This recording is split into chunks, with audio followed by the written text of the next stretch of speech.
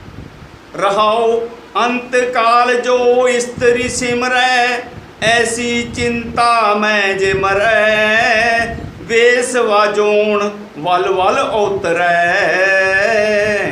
अंत काल जो लड़कै सिमरै,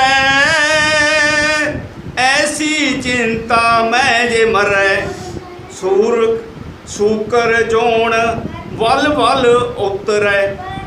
अंत काल जो मंदिर सिमरै, ऐसी चिंता मैं जे मरै, प्रेत जोन वल वल उतरै।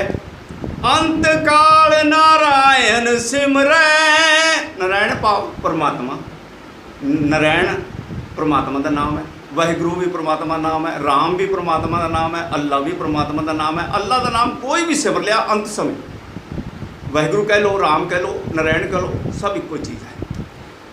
अंत काल नारायण सिमरै, ऐसी चिंता मैं जे मरै, बदत तलोचन ते नर मुक्ता, पीतांबर वाकै हृदय वसै। पीतांबर का मतलब होता पीले वस्त्रां वाला, पीले वस्त्रां वाला कौन सी? कृष्ण। हुण इत्थे तरलोचन जी ने कृष्ण नूं भगवान स्वरूप किया, यानी परमात्मा भाव, मतलब परमात्मा दर्शन दे दिंदा है उसनूं, जिहड़ा अंत काल। हुण इस दा तरलोचन जी ने गल कीती है कि साडे जीवन दे विच चलो असीं अनेकां गलतियां कीतियां, कोई गल नहीं, पर जे किते साडे भाग चंगे बन जाण ते असीं जदों मृत्यु दा टाइम आउंदा ते उस समय किते अंत वेले साडे मूँह दे विचों अचानक ही वाहिगुरू निकल जावे ते जम जिहड़े है ना लैण आउंदे आ बंदे नूं, वो छड्ड के भज, जम नेड़े नहीं लगदे फिर, और बंदा जिहड़ा है फिर सीधा परमात्मा नाल जुड़दा। तुसीं किवें गुरबाणी दे विच इतिहास दे विच इह गल्लां हैगीआं कि अजामल पापी एक राजस्थान के इलाके का होया, बड़ा विषयी बंदा हो गया, वैश्वा के नाल विआह करा लिया। मैं सारी लंबी स्टोरी नहीं लूँगा, मैं तो इशारा ज देना तुहानूं।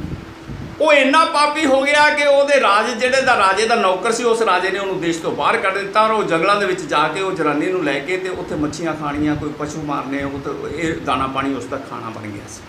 पर गुरु की कृपा हुई, एक संत आए, और संत आए तो वो किते जंगल के विच टप्पे सी, तो उन्होंने कहा भी रात असीं इत्थे रहना पाई। वो कहते भी रह लो। हुण जिहड़ी वो वैश्या सी ना अजामल की घर वाली, वो कहन लगी भी अपने कोले आपां किन्ने पाप करते हैं, बंदे नूं पता ही लग जाता भी असीं आप पाप कर्म किया भाई, आ भी बुरा किया, आ भी माड़ा किया, आ असीं किसी नाल बेईमानी की, आ फलाने नाल ठगी की, आ असीं फलाने नाल धोखा कर लिया, पता हुंदा। वो कहती भी आप इन्ना पाप करते हैं, जीव हत्या करी जाने हैं, तो अज संत अपने घरे कुदरती परमात्मा रब ने भेज दिते, तो चलो अज आप ना ये जिहड़ा आप व्यसन करते हैं, जिहड़ा आप भोजन बनाने हैं, आप ये नहीं बनाते। तो जिहड़े संत आए उन्होंने कितों ना कितों इंतजाम किया फलों का जंगल के विचों, या कोई जिथों भी इंतजाम होया रोटी पानी का इंतजाम करके उन्होंने छकाया। सुबह जान लगे, वो अजामल नूं ते उसदे घर वाली नूं कहंदे आ भाई असीं हुण जाना है, अजामल एक काम करी भाई तू। कहते दसो महाराज। संत सीगे सरकार नाल हत्थ पुछ के दसो सच्चे पातशाह बाबा जी। वो कहते भी गल ये भाई तेरे हुण एक बच्चा पैदा होना है, तू उसका नाम नारायण रखी। किरपा की हुई परमात्मा ने ਉਹਦਾ कल्याण करने वास्ते संत भेज दिते, और संतां दे मूहों विध बता दी भी तेरा भाई इस तरह कल्याण हो जाए। संत कहने लगे भी तू भाई की करना है, नाम नारायण जिहड़ा ना अपने बच्चे का रख लेना, ठीक है। और उस बच्चा जो पैदा होया, उस अजामल पापी रूह ने उस बच्चे नाल इन्ना प्यार करना शुरू कर दिता कि वो सारी दिहाड़ी उन्होंने गोदी चक्की रखता, सारी दिहाड़ी खिलाउंदा फिरदा रहिंदा। और जिवें आप बच्चे नूं बुलाउने आ ना, तो उन्हें उहदा नां लैके नारायण नारायण नारायण नारायण उन्होंने बुलाउणा खिडाउणा, सारा काम उहदा यही काम हो गया। जंगल दे विच यही काम सी, कल्ला होर तां कुछ है नहीं सी। वो जी की होया, इस तरह दे नाल ਉਹਦੇ ਮੂੰਹ ਦੇ ਉੱਤੇ ਨਰਾਇਣ ਲਫ਼ਜ਼ ਜਿਹੜਾ ਸੀ ਨਾ ਉਹ ਪੱਕਾ ਹੋ ਗਿਆ। ਹੁਣ ਕੀ ਹੋਇਆ ਸਾਧ ਸੰਗਤ ਜੀ, ਇਹ ਕੁਛ ਦਿਨ ਪਏ, ਅੰਤ ਸਮਾਂ ਵੀ ਆ ਗਿਆ ਔਰ ਬੱਚਾ ਵੀ ਕੁਛ ਵੱਡਾ ਹੋ ਗਿਆ, 8-9 ਸਾਲਾਂ ਦਾ ਹੋ ਗਿਆ। ਹੁਣ ਜਦੋਂ ਉਹਦਾ ਅੰਤਕਾਲ ਸਮਾਂ ਆਇਆ ਨਾ ਅਜਾਮਲ ਪਾਪੀ ਦਾ, ਤੇ ਉਹ ਕਹਿਣ ਲੱਗਿਆ ਬਈ ਮੈਂ ਤਾਂ ਹੁਣ ਬੰਦੇ ਨੂੰ ਪਤਾ ਲੱਗ ਜਾਂਦਾ ਬਈ ਮੇਰੇ ਤੋਂ ਨੇੜੇ ਆ, ਹੁਣ ਮੈਂ ਤਾਂ ਬਜ਼ੁਰਗ ਹੋ ਗਿਆ ਤੇ ਹੁਣ ਤਾਂ ਮੈਂ ਮਰ ਜਾਣਾ, ਕੋਈ 2-4 ਦਿਨਾਂ ਜਾਂ 10 ਦਿਨਾਂ ਟਾਈਮ ਆ ਗਿਆ। ਹਾਂ ਟਾਈਮ ਆ ਗਿਆ। ਹੁਣ ਉਹ ਜੀ ਕੀ ਹੋਇਆ ਕਿ ਜਦੋਂ ਉਹਦਾ ਟਾਈਮ ਆਇਆ ਤੇ ਜਮ ਉਹਨੂੰ ਲੈਣ ਨੂੰ ਆਏ।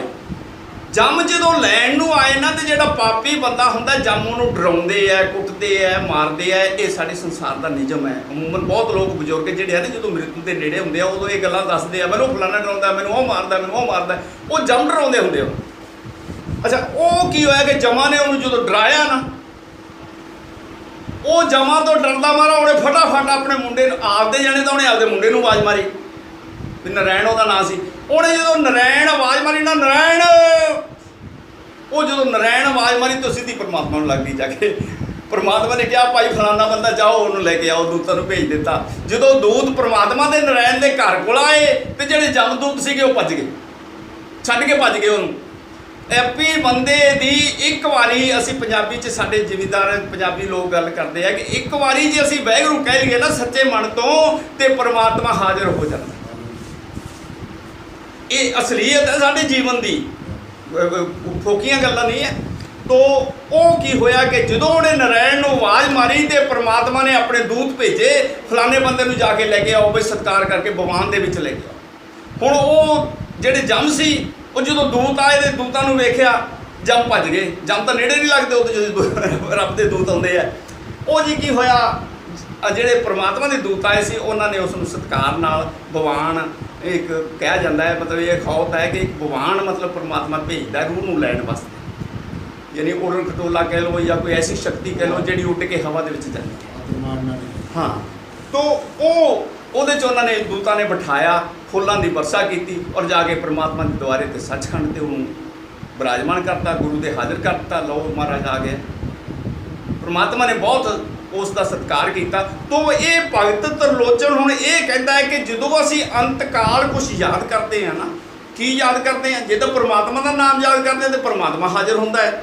ਤੇ ਜੇ ਹੁਣ ਇਹ ਕਹਿੰਦੇ ਕਿ ਅੰਤਕਾਲ ਜੋ ਲక్ష్ਮੀ ਸਿਮਰੈ ਐਸੀ ਚਿੰਤਾ ਮੈਂ ਜੋ ਮਰੈ ਸਰਪ ਜੋਣ, ਜਿਹੜਾ ਮਤਲਬ ਅੰਤ ਵੇਲੇ ਉਹਦੇ ਧਨ ਯਾਦ ਆ ਜਾਂਦਾ, ਮੇਰਾ ਧਨ ਪਿਆ ਫਲਾਣੇ ਥਾਂ ਪਿਆ, ਉਹਦੇ ਤੋਂ ਲੈਣਾ, ਉਹਦੇ ਤੋਂ ਦੇਣਾ ਹੈ, ਹੁਣ ਉਹ ਸਰਪ ਜੋਣ ਬਣਦਾ ਹੈ।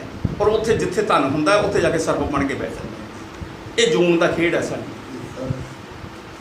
ਅੱਛਾ, ਹੁਣ ਅੱਗੇ ਕਹਿੰਦੇ ਆ ਅਰੀ ਬਾਈ, ਇਸ ਰੂਹ ਨੂੰ ਕਿਹਾ ਗਿਆ ਹੈ ਬਾਈ ਗੋਬਿੰਦ ਨਾਮ ਮਤ ਸਿਮਰੇ, ਮਤ ਬਿਸਰੇ। हे ਰੂਹ, ਤੂੰ ਸਾਰੀ ਉਮਰ ਗੋਬਿੰਦ ਦਾ ਨਾਮ ਨਹੀਂ ਵਿਸਰਨਾ, ਨਾਮ ਨਹੀਂ ਭੁਲਾਉਣਾ। ਜੇ ਤੂੰ ਨਾਮ ਆਪਣੇ ਚੇਤੇ ਰੱਖੇਗੀ ਤੇ ਤੈਨੂੰ ਸੁੱਖ ਹੀ ਸੁੱਖ ਹੈ ਸਾਰੀ ਉਮਰ।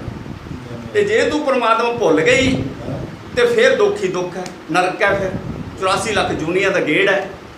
ਹੁਣ ਅੰਤਕਾਲ ਜੋ ਇਸਤਰੀ ਸਿਮਰੈ, ਕਈ ਵਾਰੀ ਅਸੀਂ ਬਿਮਾਰ ਹੁੰਦੇ ਆ ਜਾਂ ਸਾਡੇ ਬਜ਼ੁਰਗ ਬਿਮਾਰ ਹੁੰਦੇ ਆ, ਮਰਨ ਦੇ ਨੇੜੇ ਹੁੰਦੇ ਆ, ਉਹਦੇ ਬੱਚੇ ਬੁੱਚੇ ਆਉਂਦੇ ਆ, ਇਸਤਰੀ ਨਾਲ ਬੜਾ ਗੱਲਾਂ ਕਰਦਾ ਜੀ, ਉਹ ਆਏ ਸੀ ਜੀ, ਆਪਾਂ ਫਲਾਨਾ ਸੀ ਜੀ, ਉਹ ਆਏ ਆ ਜੀ, ਇਹੋ ਜਿਹੀਆਂ ਗੱਲਾਂ ਅਸੀਂ ਅਮੂਮਨ ਕਰਦੇ ਆ। ਤੇ ਇਹ ਤਰਲੋਚਨ ਭਗਤ ਇਹ ਕਹਿੰਦਾ ਕਿ ਜਿਹੜਾ ਅੰਤਕਾਲ ਵੇਲੇ ਇਸਤਰੀ ਸਿਮਰਦਾ ਹੈ ਨਾ, ਇਸਤਰੀ ਨੂੰ ਯਾਦ ਕਰਦਾ ਹੈ, ਮੇਰੇ ਕੋਲੇ ਆ ਜਾਵੇ। ਹਾਂ, ਤੋ ਉਹ ਕਹਿੰਦਾ ਕਿ ਉਹ ਜਿਹੜਾ ਹੈ ਨਾ ਰੂਹ, ਜਿਹੜੀ ਉਸ ਦੀ ਰੂਹ ਹੁੰਦੀ ਹੈ, ਉਹ ਵੈਸਵਾ ਰੂਪ ਧਾਰਨ ਕਰ ਲੈਂਦੀ ਹੈ। ਵੈਸ਼ਿਆ ਰੂਪ, ਔਰਤ ਦਾ ਰੂਪ ਧਾਰਨ ਕਰਕੇ ਯਾਨੀ ਬੁਰੇ ਕਰਮ ਕਰਨੇ ਉਸ ਦਾ ਕਰਮ ਬਣ ਜਾਂਦਾ ਹੈ। ਹੁਣ ਇਹ ਅੰਤਕਾਲ ਜੋ ਲੜਕੇ ਸਿਮਰੈ, ਕਈ ਬੰਦੇ ਲੜਕੇ ਸਿਮਰਦੇ ਆ, ਉਹ ਫਲਾਣਿਆਂ ਤੈਨੂੰ ਜ਼ਮੀਨ ਦੇਣੀ ਸੀ, ਉਹਨੂੰ ਵੰਡ ਕੇ ਦੇਣੀ ਸੀ, ਉਹਨੂੰ ਇੰਨੇ ਦੇਣੇ ਸੀ, ਉਹਨੂੰ ਇੰਨੇ ਦੇਣੇ ਸੀ। ਆਪਾਂ ਗੱਲਾਂ ਕਰਦੇ ਆ ਅਮੂਮਨ, ਇਹ ਨਿਯਮ ਹੈ ਮਤਲਬ ਸਾਡੇ ਸੰਸਾਰ ਦਾ ਖੇਲ ਹੈ ਇਹ, ਮੈਂ ਜਾਣਦਾ ਸਭ। ਤਾਂ ਉਹ ਕੀ ਹੈ ਕਿ ਕਹਿੰਦਾ ਜਿਹੜਾ ਅੰਤਕਾਲ ਲੜਕੇ ਸਿਮਰਦਾ ਨਾ, ਐਸੀ ਚਿੰਤਾ ਮੈਂ ਜੋ ਮਰੈ, ਉਹ ਸੂਕਰ ਜੋਨ, ਸੂਕਰ ਕਹਿੰਦੇ ਸੂਰ ਨੂੰ। ਤੇ ਸੂਰ ਦੇ ਜਦੋਂ ਬੱਚੇ ਪੈਦਾ ਹੁੰਦੇ ਆ ਨਾ, ਤੇ 15 15 20 20 18 18 ਹੁੰਦੇ ਇਕੱਠੇ। ਇਹ ਇਸ ਤਰ੍ਹਾਂ ਦੀ ਜੂਨੀ ਉਸ ਦੀ ਬਣ ਜਾਂਦੀ ਹੈ ਬੰਦੇ ਦੀ, ਉਸ ਮਨੁੱਖ ਦੀ ਜਿਹੜਾ ਆਪਣੇ ਲੜਕੇ ਸਿਮਰਦਾ। ਅੱਛਾ, ਹੁਣ ਅਸਲ ਗੱਲ ਅੰਤਕਾਲ ਜੋ ਮੰਦਰ ਸਿਮਰਿਆ, ਜਿਹੜੇ ਆਪਣੀ ਬਿਲਡਿੰਗਾਂ ਨੂੰ, ਆਪਣੇ ਘਰਾਂ ਨੂੰ ਮੈਂ ਵਧੀਆ ਬਣਾ ਲਿਆ, ਆਹ ਫਲਾਨਾ ਕਰ ਲਿਆ, ਇਹੋ ਜਿਹਾ ਹੋਰ ਬਣਾਉਣਾ ਸੀਗਾ, ਇਹੋ ਜਿਹਾ ਹੋਰ ਕਰਨਾ ਸੀ, ਇਹ ਫਲਾਣੇ ਮੁੰਡੇ ਨੂੰ ਲੈ ਕੇ ਦੇਣਾ ਸੀ, ਘਰ ਫਲਾਣੇ ਨੂੰ ਲੈ ਕੇ ਦੇਣਾ ਸੀ। ਜਦੋਂ ਇਹ ਮੰਦਰਾਂ ਦੀਆਂ ਗੱਲਾਂ ਕਰਦਾ, ਘਰਾਂ ਦੀਆਂ ਗੱਲਾਂ ਕਰਦਾ, ਬਿਲਡਿੰਗਾਂ ਦੀਆਂ ਗੱਲਾਂ ਕਰਦਾ ਹੈ, ਤੇ ਗੁਰੂ ਸਾਹਿਬ ਕਹਿੰਦੇ ਆ ਉਦੋਂ ਪ੍ਰੇਤ ਜੋਨ ਦੇ ਵਿੱਚ ਪ੍ਰਗਟ ਹੋ ਜਾਂਦਾ। ਇਹ ਭਗਤ ਤਰਲੋਚਨ ਜੀ ਗੱਲ ਕਰ ਰਹੇ ਆ, ਔਰ ਗੁਰੂ ਸਾਹਿਬ ਨੇ ਇਹਨੂੰ ਵੈਲਿਡ ਕੀਤਾ ਹੋਇਆ ਪੰਚਮ ਪਾਤਸ਼ਾਹ, ਤਾਂ ਹੀ ਇਹ ਗੁਰੂ ਗ੍ਰੰਥ ਸਾਹਿਬ ਦੇ ਵਿੱਚ ਦਰਜ ਹੋਇਆ। ਤੇ ਇਹ ਕਹਿੰਦੇ ਆ ਵੀ ਜੋਨ, ਪ੍ਰੇਤ ਜੋਨ ਮਿਲ ਜਾਂਦੀ ਹੈ ਉਸ ਨੂੰ, ਤੇ ਫਿਰ ਉਹ ਜਿਹੜੇ ਘਰ ਬਣਾਏ ਹੁੰਦੇ ਨੇ, ਜਿਹੜੇ ਯਾਦ ਕਰਦਾ ਹੈ, ਉਹਨਾਂ ਦੇ ਵਿੱਚ ਹੀ ਪ੍ਰੇਤ ਬਣ ਕੇ ਤੇ ਆ ਜਾਂਦਾ, ਤੇ ਫਿਰ ਆਪਦੇ ਮੁੰਡਿਆਂ ਨੂੰ, ਆਪਦੇ ਪਰਿਵਾਰ ਵਾਲਿਆਂ ਨੂੰ ਕਹਿੰਦਾ ਮੈਨੂੰ ਪੂਜੋ, ਮੇਰੀ ਮੱਢੀ ਬਣਾਓ, ਮੈਨੂੰ ਲੱਸੀ ਪਾਓ, ਮੈਨੂੰ ਫਲਾਨਾ ਕਰੋ। ਇਹ ਨਿਯਮ ਹੈ ਸਾਡੇ, ਤੁਸੀਂ ਸਾਰੇ ਜਾਣਦੇ ਹੋ। ਅੱਛਾ, ਹੁਣ ਪ੍ਰਮਾਤਮਾ ਦੀ ਕਿਰਪਾ, ਭਗਤ ਤਰਲੋਚਨ ਜੀ ਇਹ ਕਹਿੰਦੇ ਹੈ ਕਿ ਅੰਤ ਕਾਲ ਨਾਰਾਇਣ ਸਿਮਰੈ, ਐਸੀ ਚਿੰਤਾ ਮੈਂ ਜੇ ਮਰੈ। ਕੋਈ ਵੀ ਐਸੀ ਚਿੰਤਾ 'ਚ ਮਰਦਾ ਹੈ, ਪਰਮਾਤਮਾ ਮੈਨੂੰ ਯਾਦ ਆ ਗਿਆ, ਵਾਹਿਗੁਰੂ ਵਾਹਿਗੁਰੂ ਵਾਹਿਗੁਰੂ ਵਾਹਿਗੁਰੂ, ਔਰ ਇੰਨੇ 'ਚ ਮੇਰਾ ਗੁਰੂ ਦੀ ਕਿਰਪਾ ਹੋਈ ਤੇ ਸਾਹ ਵੀ ਨਿਕਲ ਗਏ। ਤੇ ਉਹ ਵਾਹਿਗੁਰੂ ਇੱਕ ਵਾਰੀ ਕਿਹਾ ਵੀ ਹੈ ਨਾ, ਤੇ ਪਰਮਾਤਮਾ ਫਟ ਦੇਣੇ ਹਾਜ਼ਰ ਹੋ ਜਾਂਦਾ, ਜਮਦੂਤ ਉੱਥੇ ਨੇੜੇ ਨਹੀਂ ਆਉਂਦੇ।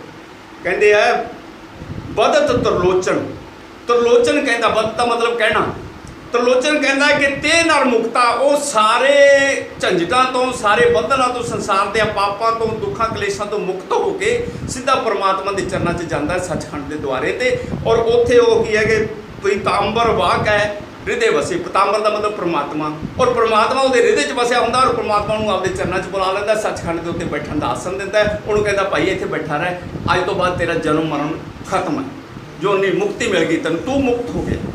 ਤੋ ਸਾਧ ਸੰਗਤ ਜੀ, ਇਹ ਹੈ ਵਾਹਿਗੁਰੂ ਨਾਮ ਦੀ ਸਿਮਰਨ ਦੀ ਸ਼ਕਤੀ। ਇੱਕ ਵਾਰੀ ਵੀ ਅਸੀਂ, ਗੁਰੂ ਸਾਹਿਬ ਨੇ ਸਾਨੂੰ ਵਾਹਿਗੁਰੂ ਨਾਮ ਦਿੱਤਾ ਹੈ, ਉਸ ਦਾ ਮਤਲਬ ਇਹ ਹੈ ਕਿ ਹੇ ਵਾਹਿਗੁਰੂ, ਜਦੋਂ ਅਸੀਂ ਕੁਦਰਤ ਦੇ ਵਿੱਚ ਦੇਖਦੇ ਹਾਂ ਨਾ, ਬਹੁਤ ਅਚੰਭੇ ਚੀਜ਼ਾਂ ਦੇਖਦੇ ਹਾਂ, ਤੇ ਸਾਨੂੰ ਇੱਕ ਹੈਰਾਨੀ ਹੁੰਦੀ ਹੈ, ਵਾਹ ਵਾਹ ਕਿਆ ਚੀਜ਼ ਬਣੀ, ਕਿਆ ਪਹਾੜ ਹੈ, ਕਿਆ ਝਰਨਾ ਹੈ, ਵਾਹ ਕਿਆ ਜਵਾਲਾਮੁਖੀ ਉੱਠ ਰਹੀ ਹੈ, ਵਾਹ ਆਹ ਸਮੁੰਦਰ ਕਿੱਡਾ ਵੱਡਾ ਹੈਗਾ, ਵਾਹ। ਅਸੀਂ ਜਦੋਂ ਇਹ ਚੀਜ਼ਾਂ ਦੇਖਦੇ ਹਾਂ ਨਾ, ਐਡੀ ਸੋਹਣੀ ਹਰਿਆਵਲ ਹੈ, ਐਡੇ ਸੋਹਣੇ ਪਹਾੜ, ਐਡੇ ਸੋਹਣੇ ਝਰਨੇ ਹੈ, ਤੇ ਸਾਡੇ ਮੂੰਹ 'ਚੋਂ ਨਿਕਲਦਾ ਹੈ ਇਹ ਜਿਹਨੇ ਬਣਾਏ ਆ ਨਾ, ਵਾਹ ਕਮਾਲ, ਵਾਹ ਕਮਾਲ ਹੈ, ਇਹ ਪਰਮਾਤਮਾ ਦੀ ਸਿਫਤ ਸਲਾਹ ਹੈ, ਵਾਹ।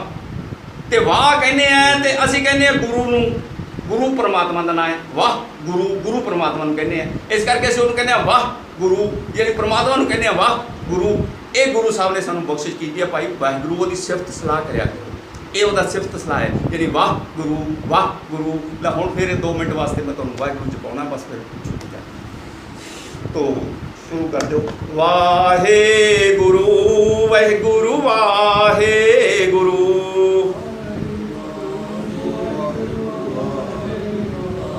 ਵਾਹਿਗੁਰੂ ਵਾਹਿਗੁਰੂ ਵਾਹਿਗੁਰੂ ਵਾਹਿਗੁਰੂ। ਦੇਖੋ ਜਦੋਂ ਅਸੀਂ ਬੋਲਦੇ ਹਾਂ ਨਾ, ਸਾਡੀ ਜੀਭਾਂ ਦੇ ਉੱਤੋਂ ਵਿੰਗਾ ਟੇਢਾ ਵੀ ਵਾਹਿਗੁਰੂ ਬੋਲਿਆ ਜਾਂਦਾ, ਕੋਈ ਗੱਲ ਨਹੀਂ, ਮਨਜ਼ੂਰ ਹੈ। ਤੇ ਜੇ ਵਾਹਿਗੁਰੂ ਵੀ ਨਹੀਂ ਬੋਲਦੇ, ਰਾਮ ਬੋਲਦੇ ਹੋ, ਅੱਲਾ ਬੋਲਦੇ ਹੋ, ਖੁਦਾ ਬੋਲਦੇ ਹੋ, ਸਤਨਾਮ ਬੋਲਦੇ ਹੋ, ਕੋਈ ਹੋਰ ਬੋਲਦੇ ਹੋ, ਸਚਿਦਾਨੰਦ ਬੋਲਦੇ ਹੋ, ਕੋਈ ਵੀ ਬੋਲਦੇ ਹੋ, ਨਾਰਾਇਣ ਵੀ ਬੋਲਦੇ ਹੋ, ਉਹ ਸਾਰੇ ਪਰਮਾਤਮਾ ਨੂੰ ਜਾ ਕੇ ਲੱਗਦੇ ਆ, ਔਰ ਪਰਮਾਤਮਾ ਸਾਡੇ ਤੇ ਮਿਹਰਬਾਨ ਹੋ ਜਾਂਦਾ, ਦਿਆਲ ਹੋ ਕੇ ਸਾਡੇ ਜਿਹੜੇ ਪਾਪ ਹੁੰਦੇ ਆ ਉਹ ਕਰ। ਇਸ ਕਰਕੇ ਵਾਹਿਗੁਰੂ ਨਾਮ ਅਸੀਂ, ਕਿਉਂਕਿ ਸਾਨੂੰ ਗੁਰੂ ਸਾਹਿਬ ਨੇ ਬਖਸ਼ਿਆ ਹੋਇਆ, ਅਸੀਂ ਗੁਰਸਿੱਖ ਬੰਦੇ ਆ, ਇਸ ਕਰਕੇ ਵਾਹਿਗੁਰੂ ਨਾਮ ਸਿਮਰਨ ਕਰਨਾ। ਵਾਹਿਗੁਰੂ ਵਾਹਿਗੁਰੂ ਵਾਹਿਗੁਰੂ,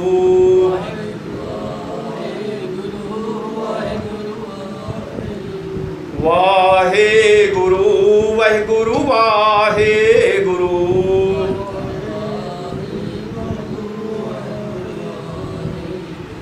ਵਾਹਿਗੁਰੂ ਵਾਹਿਗੁਰੂ ਵਾਹਿਗੁਰੂ,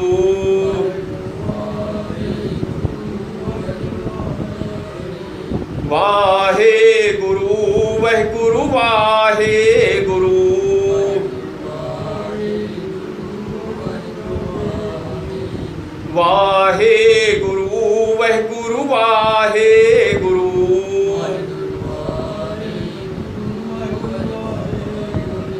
ਵਾਹਿਗੁਰੂ ਜੀ ਕਾ ਖਾਲਸਾ, ਸਾਧ ਸੰਗਤ ਜੀ ਵਾਹਿਗੁਰੂ ਜੀ ਕੀ ਫਤਿਹ। ਇਹ ਦਰ ਐਸਾ ਹੈ, ਪਰਮਾਤਮਾ ਦਾ ਦਰ ਹੈ। ਗੁਰੂ ਗ੍ਰੰਥ ਸਾਹਿਬ, ਗੁਰੂ ਸਾਹਿਬਾਨ ਨੇ ਸਾਖਸ਼ਾਤ ਪ੍ਰਗਟ ਕਰਕੇ ਪਰਮਾਤਮਾ ਦਾ ਸਰੂਪ ਸਾਡੇ ਸਾਹਮਣੇ ਲਿਆਂਦਾ ਹੈ, ਤਾਂ ਕਿ ਗੁਰਸਿੱਖ ਨੂੰ ਭਰਮ ਨਾ ਲੱਗੇ, ਭਟਕਣ ਨਾ ਲੱਗੇ, ਗੁਰਸਿੱਖ ਜਲਦੀ ਉਪਲਬਧ ਹੋ ਜਾਵੇ ਗੁਰੂ ਸਾਹਿਬ, ਔਰ ਗੁਰਬਾਣੀ ਦੀ ਸਰਵਣ ਕਰਦਿਆਂ ਛੇਤੀ ਗੁਰੂ ਸਾਹਿਬ ਦੀ ਪ੍ਰਾਪਤੀ ਹੋ ਜਾਂਦੀ ਹੈ। ਤੋ ਇਸ ਤਰ੍ਹਾਂ ਦੇ ਨਾਲ ਗੁਰੂ ਸਾਹਿਬ ਇਸ ਦਰ ਦੇ ਉੱਤੇ, ਇਹ ਦਰ ਜਿਹੜਾ ਹੈ ਸਭ ਦਾ ਸਾਂਝਾ ਹੈ, ਕੋਈ ਕਿਸੇ ਬਰਾਦਰੀ ਦਾ ਮਤਲਬ ਨਹੀਂ, कोई किसी भेस का मतलब नहीं, कोई किसी रंग का मतलब नहीं। कोई भी बरादरी वाला बंदा वाहिगुरू नाम कह दे, इस दर के उत्ते आके नारायण कह दे, इस दर के उत्ते आके नतमस्तक होके कोई भी मंग लवे, ये परमात्मा स्वरूप हाजिर है। जो असी सच्चे मन नाल इस ते आके बेनती करांगे, कोई भी किसी भी बरादरी का बंदा हो, कोई मतलब नहीं गुरसिखा हो, गुरसिख होना तो अच्छी गल है, पर दूजी बरादरी भी हो तो जो इत्थे आके मत्था टेकेगी, इनू नतमस्तक होएगी, ये सेवा करेगी, ये प्यार करेगी, ये बांह फड़ लेगा उस उन्होंने कोई मतलब नहीं भी ये सिख है या केस रखे या नहीं रखे, या ये मतलब कौन है, वो तो पापियां भी बख्श देना। जेता समुंद सागर नीर भरिया, तेते औगण हमारे, दया करो किछ मेरे पाओ, डुबदे पत्थर तारे। वो तो डुबदे हुए पत्थर उतार दिंदा, कोई मतलब नहीं उन्होंने भी ये कौन है। उन्होंने ये पता है कि मेरी आत्मा है, बस यदी मेरी रूह है, मेरी बनाई हुई रूह है, वो पछाण करता है साडे अंदरले पासे जो रूह है वो परमात्मा का स्वरूप है, उन्होंने पछाण है कि मेरी रूह हैगी है, बस उन्होंने ये मतलब है। कोई मतलब नहीं साडे बाहरले भेसां नाल, बाहरलियां असीं पहरावे करिए, कुछ भी करिए, दाढ़ी केस रख ले, ठीक है, अमृत छक लिया, कोई गल नहीं, चंगी गल है, गुरु की कृपा है। पर जे नहीं भी है तो इत्थे जो नतमस्तक हो गए ना तो ये खुश हो गया, बस तुहाडे बेड़े पार कर दूगा, तुहाडियां मंगां जो मन दे विच बोलण दी लोड़ नहीं, वो सब जानता है, वो अंतरजामी है। तो इन्नियां विचारां करदा है दास क्षमा दा जाचक है भाई, वाहिगुरू नाम जोड़िया करो। दास नूं परमात्मा ने यह बख्शिश की हुई है भाई, जिन्नियां आत्मा नूं परमात्मा दा सिमरन करवाया जाए, परमात्मा नाल जोड़िया जाए, उन्ना ही भाई तेरा जिहड़ा है साडा भी कल्याण हुंदा है। जे असीं किसी नूं जोड़ांगे तो साडी आत्मा भी रूह जिहड़ी आ वो कल्याणकारी हो जाए। सानू वैसे गुरु साहब ने बख्शा दित्तियां हुई और सानू राह भी यही लाया कि भाई दूजिया संगतां नूं भी दसो। तो इन्नियां विचारा करता है दास क्षमा दा जाचक है। हुण आनंद साहब होएगा, आनंद साहब तो बाद जी अरदास के 2 रुमाले है और देग है, ये करते हैं जी, ठीक है। बेनती वाहिगुरू भला करे जी, सारिया संगतां नूं लख लख बधाइयां भाई, ते मैं बहुत धन्नवादी हाँ जिन्हां ने इत्थे